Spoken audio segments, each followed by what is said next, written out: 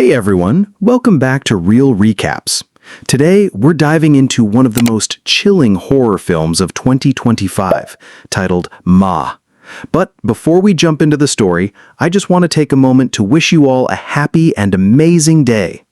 All right, without wasting any more time, let's get straight into the storyline. The film begins on a stormy night in Chandrapur, inside a sprawling ancestral mansion where a grand Kali Puja is being performed. The air is thick with smoke from burning lamps. Priests chant mantras, and drums echo through the night. At the center of it all, a woman goes into labor. The family waits anxiously, and soon it's announced. She has given birth to a healthy baby boy. The household erupts in joy. But then, the midwife suddenly gasps. There's another child. The mother had been carrying twins. Moments later, a second cry fills the mansion. A baby girl. The father, head of the Zamindar family, looks at his daughter with disgust. Ignoring the mother's desperate protests, he tears the infant from her arms and places her in the hands of the priestess leading the ritual. This priestess, chosen because goddess Kali appeared to her in a dream, carries the baby toward a blood-stained altar beneath a massive haunted tree behind the mansion. The crowd watches in silence. Whispers ripple through the gathering. Some say Joydev, son of the village Sarpanch, should be the one leading this ritual. But Joydev only smirks, declaring that the goddess herself had chosen the woman priestess. At the altar, the priestess raises a massive sacrificial sword over the crying infant. But as the moment of death nears, she stops. Her voice trembles as she declares, "The goddess Kali cannot ask for the blood of a baby girl." Murmurs rise from the crowd. Suddenly, Joydev steps forward, his face twisted with anger. He snatches the sword from the priestess, declaring it his right. Without hesitation, he strikes down the infant girl in front of the haunted tree, her cries silenced forever. The screen cuts to black with the echo of the mother's wails. 40 years pass. We are now in Kolkata, where the scene shifts to the quiet, happy home of Ambika, Shubhankar, and their 12-year-old daughter Shweta. Their lives seem ordinary and full of warmth, family dinners, playful teasing, and tender moments of care. But Shubhankar hides a heavy truth. He is the baby boy from that night in Chandrapur, and the shadow of his family's dark past still follows him. One day, Shubhankar receives a call. His father has died. The voice on the other end belongs to Joydev, now an old man, but still sharp and commanding. He urges Shubhankar to return home. Shweta, surprised to learn she even has a grandfather, begs to come along. But Shubhankar refuses, keeping her away from Chandrapur. When he arrives at his ancestral village, Shubhankar performs the cremation with little emotion. He tells Joydev that he has no attachment to the estate and plans to sell the property. Joydev listens quietly, his eyes unreadable. But fate has other plans. On his way back to Kolkata, Shubhankar's car swerves near the same haunted tree where his sister was once sacrificed. A burning splinter from its roots pierces his shoe, and within seconds, looms over them as they arrive. Its grandeur now faded, its walls cracked, its corridors whispering with the weight of secrets. Villagers bow as they pass, but Ambika notices the unease in their eyes, as if their arrival has stirred old fears. Inside the mansion, Ambika meets the caretaker and his family. Shweta quickly befriends the caretaker's daughter, Deepika, a lively girl her age, whirl in the village that a daitya, a bloodthirsty demon, dwells in its roots. Deepika hesitates, frightened, but Shweta's stubborn excitement convinces her. The two girls sneak toward the tree. Its massive roots stretch like claws across the ground, and its branches twist into the sky, blotting out the sunlight. As Shweta reaches out to touch its bark, Ambika appears just in time, yanking her daughter back. Anger flashes in her eyes, but beneath it is fear. Something about the tree feels alive, watching, waiting. In that same moment, Deepika collapses. The ground beneath her is stained with blood. She has just had her first menstruation. The caretaker rushes her away in panic. The villagers whisper among themselves, their voices trembling. They know what usually follows. Days later, Deepika mysteriously vanishes, just like many young girls before her, all of whom disappeared shortly after their first menstruation. Panic spreads through the village. Mothers clutch their daughters, doors are locked early, and prayers echo in the temple halls. Yet strangely, every missing girl has always returned, unharmed. But they come back different, silent, and forever changed. Ambika, shaken, resolves to leave Chandrapur immediately. But then Deepika returns. Safe, but pale and quiet, her innocence gone. Ambika learns from the whispers of the villagers that every girl who disappears never menstruates again. Something is being taken from them. Her instincts as a mother flare. Whatever this curse is, it is coming for her daughter. She decides she cannot run.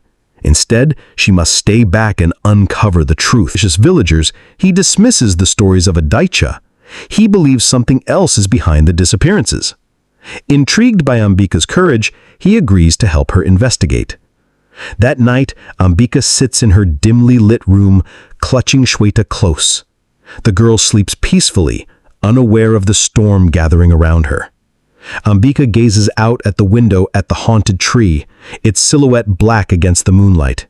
Her heart pounds with dread, but her eyes burn with resolve. She whispers a vow only the night hears. No curse, no demon, no god, nothing will take my daughter from me. Ambika and Sarfaraz begin their investigation.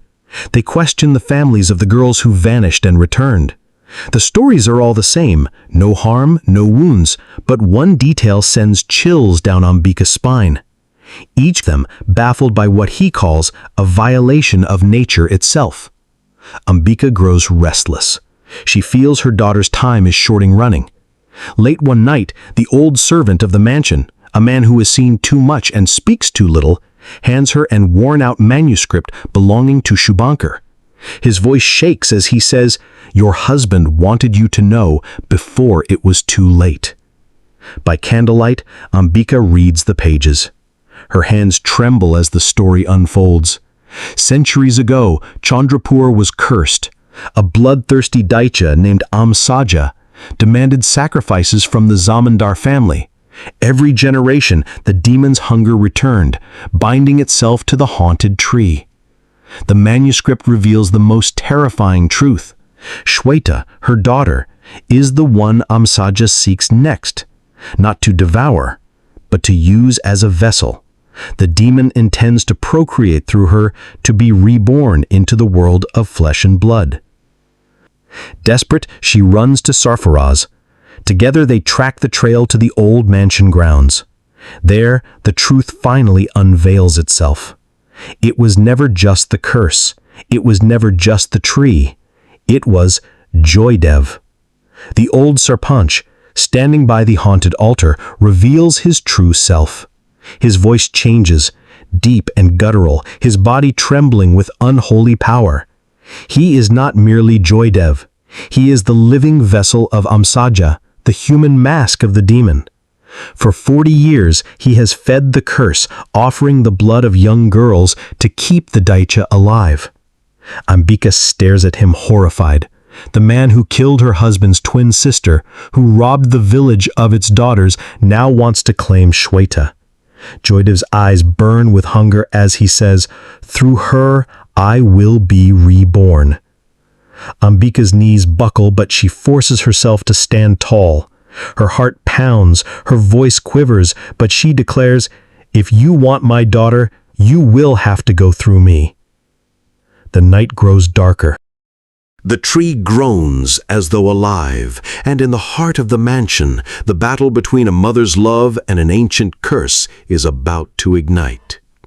That night, Ambika collapses into a restless sleep, her heart torn apart by fear and helplessness.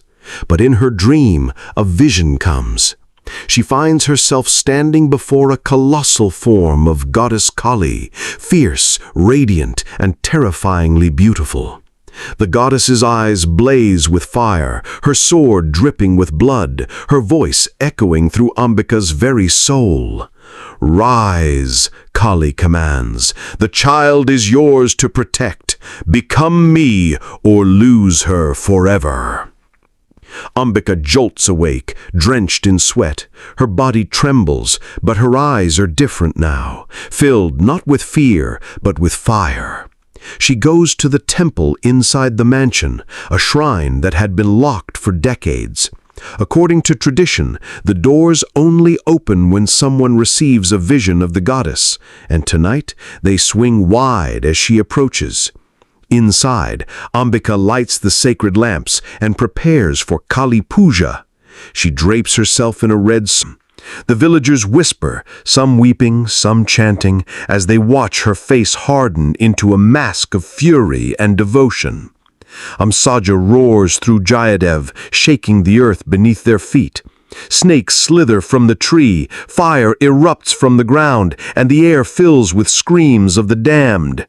He sneers at Ambika, mocking her faith, daring her to fight. But Ambika does not tremble. Her voice rises above the chaos, chanting Kali's name louder and louder until the night itself seems to answer. The Trishul glows with divine light, her body radiates unearthly strength, and in that moment she is no longer just. Her sari whips violently in the wind, her chants filling the air with an unearthly power. Jayadev, consumed entirely by the Daitya Amsaja, towers before her, his face twisted, his body grotesquely swollen with demonic energy. The haunted tree behind him cracks and bleeds, its roots writhing like serpents, feeding his strength. Ambika charges. Their clash shakes the mountain dim. She raises the Trishul high and drives it straight into Amsaja's chest. The demon howls, the earth trembles, flames engulf the courtyard. For a moment it seems he has been defeated. But then, with a roar, Amsaja grips the weapon and pulls it out, laughing. His wound seals instantly. Ambika falls to her knees, exhausted, her body trembling. It seems all is lost. But then she remembers the dream, the goddess's words, "The child is yours to protect. Become me or lose her forever." Summoning every drop of strength, Ambika rises again. Her voice becomes thunder, her eyes too burn. The Daitya will be reborn. Ambika's face crumbles. She holds her daughter tight, torn between love and duty. The old priestess places a dagger in her hands, urging her to do what must be done for the sake of the world. Shweta sobs, begging her mother not to let go. With shaking hands, Ambika raises the dagger, her tears mixing with blood. In that heart-stopping moment, she prepares to end her daughter's life. But just before the blade falls, the priestess stops her. A hush falls over the courtyard. The goddess had tested Ambika, and she has passed. The child within Shweta is... But as the end credits roll, one final shadow lingers. In the smoldering ruins of the forest, a figure emerges, Vanraj, cloaked in a hoodie, his boots crunching over the ash. He kneels, presses his hands into the earth, and absorbs the last embers of Amsaja. His eyes flicker with an ominous glow.